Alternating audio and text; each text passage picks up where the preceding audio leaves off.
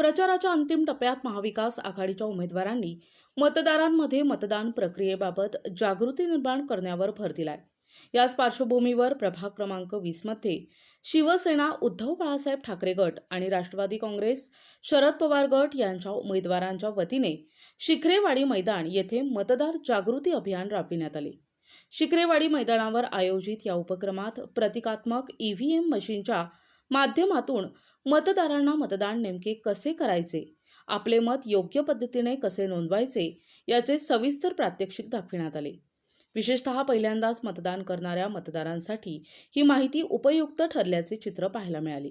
यावेळी शिवसेना उद्धव बाळासाहेब ठाकरे पक्षाच्या मशाल चिन्हावर निवडणूक लढवित असलेले उमेदवार हेमंत दत्तात्रय गायकवाड, योगिता किरण गायकवाड आणि अश्विन केशव पवार तसेच राष्ट्रवादी काँग्रेस शरद पवार पक्षाच्या तुतारी चिन्हावर निवडणूक लढवत असलेल्या उमेदवार गायत्री संतोष गाडेकर यांनी मतदारांशी थेट संवाद साधत मतदानाचे महत्त्व पटवून दिले। प्रत्येक नागरिकाचे मत अत्यंत मौल्यवान असून लोकशाही बळकट करण्यासाठी मतदानाचा हक्क बजावणे आवश्यक आहे, असे आवाहन मतदारांनी यावेळी केले।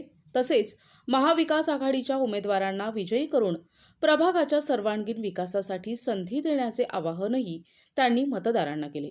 आज आम्ही प्रभाग क्रमांक 20 चे सर्व उमेदवार अश्विन पवार, गायत्री गाडेकर, योगिता गायकवाड आणि मी स्वतः हेमंत गायकवाड शिखरेवाडी येथील जॉगिंग ट्रॅकवरती जनजागृती करण्यासाठी तसेच आम्हाला मतदान करण्यासाठी आम्ही इथे आवाहन करण्यासाठी आज इथे आम्ही सकाळी आलेलो होतो। सर्व नागरिकांना ही विनंती आहे की आपल्या प्रभाग 20 मध्ये 2च मशीन असणार आहे, कारण उमेदवार कमी आहेत। त्यामुळे या 2 मशीनमध्ये आपल्याला 4 मतदान करायचं आहे। तर पहिल्या मशीनमध्ये हा तुम्हाला पांढरा गट दिसेल, तिथे मशाल दिसेल, तिथे बटन दाबायचं आहे। खाली गुलाबी गटामध्ये तुतारी दिसेल, तिथे एक बटन दाबायचं आहे। ही झाली एक मशीन।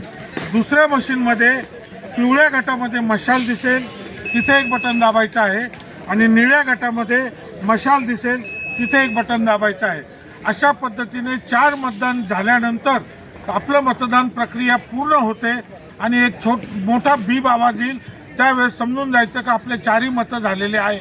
कृपया 2 मतं किंवा 3 मतं दिल्यानंतर मतदान पूर्ण होत नाही।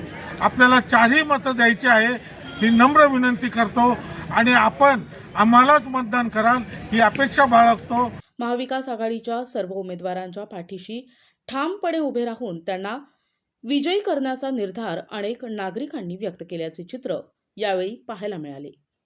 प्रतिनिधी प्रशांत जेजुरकर, दिशा न्यूज, नाशिक रोड।